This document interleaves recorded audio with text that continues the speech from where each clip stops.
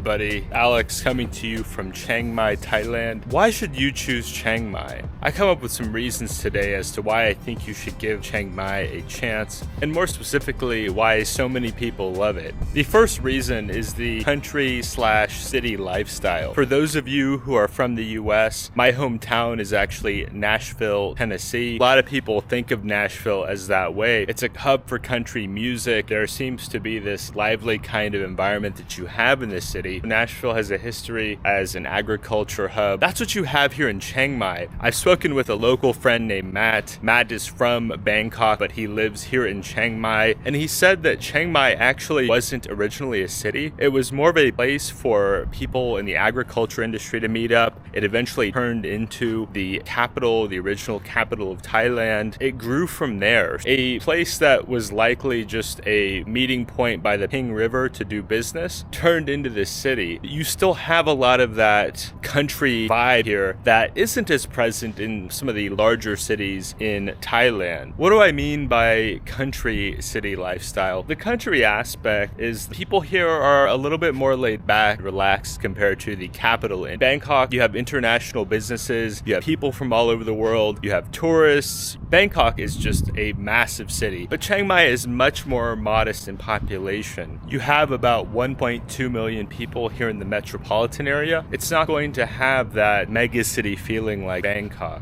It's much slower paced. You're not going to see as many people in a rush, except for some Western tourists that are used to a faster pace. Everything just moves a bit more slowly here. Service is a little bit slower. People are not speaking in this kind of rapid fire tone that you experience sometimes in Bangkok. There's what I would call farmers markets throughout the city, and you can tell that people are not too far away from not only the farmer, but also the land where the produce was grown. Because Chiang Mai doesn't have a beach, I suspect that it doesn't have quite as many short-term tourists as places like Phuket or Pattaya. Chiang Mai attracts a different kind of tourist than the south of the country. I find Thai people throughout the country to be friendly. Chiang Mai takes it to a new level. People here are super friendly. They're super kind. Everybody is open to having basic conversation if you are like me and have picked up a little bit of Thai. Another example of the sort of country city lifestyle that you see here, late night venues in terms of not just restaurants, but also coffee shops. That's a sign of a relatively safe city to me. In the city that I came from to come here, San Francisco, the vast majority of the city shuts down at a fairly early hour. Because the city of San Francisco has been mismanaged so badly, businesses can't often stay open late without risk of serious crime. That's not the case here in Chiang Mai. Here in Chiang Mai, if you want a late night snack, if you want to have a late night beverage, say from a 7-Eleven, you'll have access to that. You'll be able to go down to 7-Eleven or late night restaurant and have something to enjoy. Something else that I find in line with that country kind of lifestyle is that if you're looking to visit a temple, you may find that some temples in Bangkok can be quite busy and popular with tourists. It's a city of 18 million people. It's also one of the most visited cities in the world. If you're looking for something a bit more laid back, a little bit more country style, you can have that here in Chiang Mai. Along with the discussion about the country city lifestyle, I would have to include a conversation about the cost of living. Chiang Mai still manages to be an economical place to live. I first came here about 6 years ago in 2018. While I have noticed prices have gone up some, especially for imported goods, it still remains an affordable city by worldwide standards, and I think that it's going to remain that way for a long time. Unlike the Western democracies that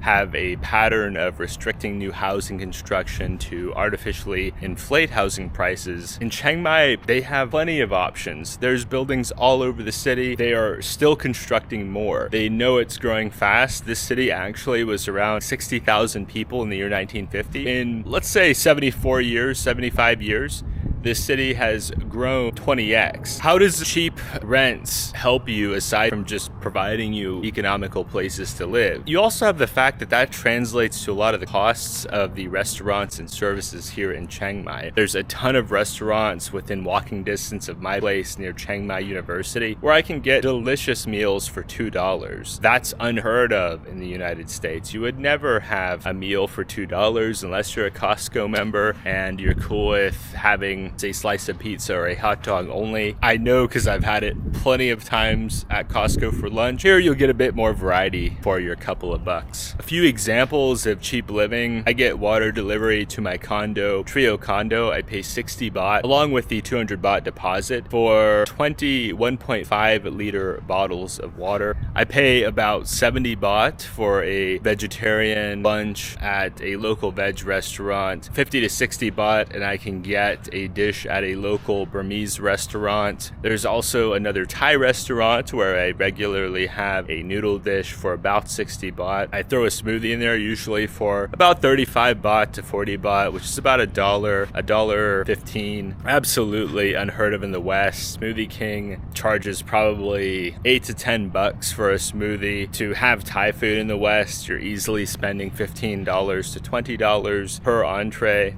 The standard price for Thai massage here is anywhere from 250 to 350 baht for a 1 hour Thai massage. You probably are concerned about the rents though. The rent is usually the highest bill we have. I pay 9,000 baht per month, about $250 to $260 per month for a around 35 square meter apartment, and it's plenty for me as a single guy. You may want something larger if you've got a significant other or children. The number 3 point that you should choose Chiang Mai is the cool winter months. For some of us that come from someplace cold, like myself and maybe yourself, you spend some part of the year thinking, wow, I want a little bit cooler weather. I don't want to deal with the extraordinary heat. I just want to relax, get some taste of home. Well, you have that to some extent here in Chiang Mai. From November to December to January, typically it does cool off. Unlike, say, Bangkok or Pattaya or the islands, it really does cool off up here into the high 50s Fahrenheit, 15 Celsius. It is going to cool off up here. Some nights I didn't have to run my aircon, and during the day often I don't need to run it much during those winter months. This is different than a Pattaya or a Bangkok where you do feel quite hot. These cooler winter months also provide a great opportunity to go hiking in the mountains, to engage in various outdoor activities. It's also lovely to walk around at night. You'll notice that a lot of the local Thai people find it to be quite cold because a lot of them will be wearing jackets and hoodies, long pants, really dressing as though they're going through like a North American winter. I imagine it's quite cold compared to what they're used to, but for me, I find it to be too comfortable. Now that we've talked a bit about the cool weather, we should talk a bit about the friendly people. The people here in Chiang Mai are super friendly. People throughout the country are friendly, but especially here in Chiang Mai, you don't get the transactional experience quite as often as you do in a place like Pattaya. It's very clearly a business and nightlife entertainment hub. You just don't have that experience as much here in Chiang Mai. Nothing wrong with Pattaya. I know a lot of people really enjoy it. That's not really the same vibe that you have in Chiang Mai. When I walk around with a buddy Matt, who is a local and he speaks native level Thai, it gives me an extra glimpse into how friendly the local people are. If you get some basic words, you'll find that the local people are really friendly, especially if you make friends here. They'll help you practice your Thai to learn different words, and it really adds another layer to the country and culture and to the experience.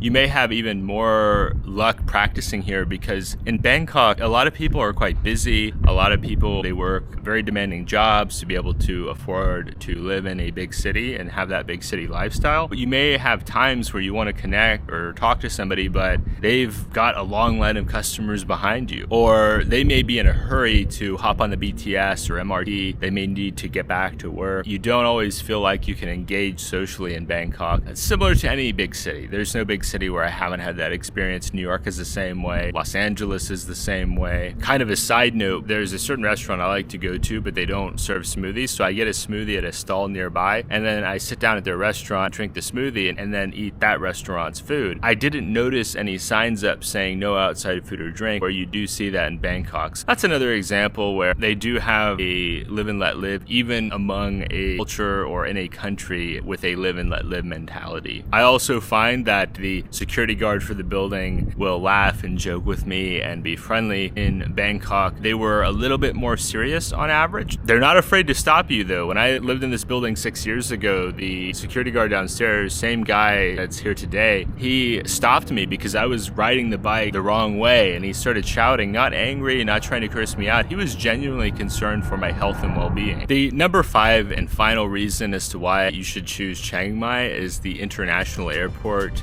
When I first came here, I didn't realize a city the size of Chiang Mai would have such a massive airport with accepting flights from other Asian countries. I actually flew to Bangkok and then flew to Chiang Mai. Knowing what I know now, I would have booked direct to Chiang Mai. Chiang Mai gets flights from Taipei, from parts of China. They also get flights from Vietnam, Indonesia's on there, Malaysia, and of course from all over Thailand. Don't feel like if you're somebody who likes to travel a lot, you want to have Thailand as a base, but go elsewhere, that you're not going to be able to do that from Chiang Mai. You may find you actually like Chiang Mai airport even a bit more at times than the Bangkok airports, just because it tends to not be as crowded. Additionally, depending on the hour that you need to fly, you may find in Bangkok that it's quite crowded with traffic, the BTS or the MRT, or taking a taxi cab. During certain hours, Bangkok has a massive rush hour. Chiang Mai, it's not so bad. There is still a bit of a rush hour, but it's not really comparable to Bangkok, where there's predictable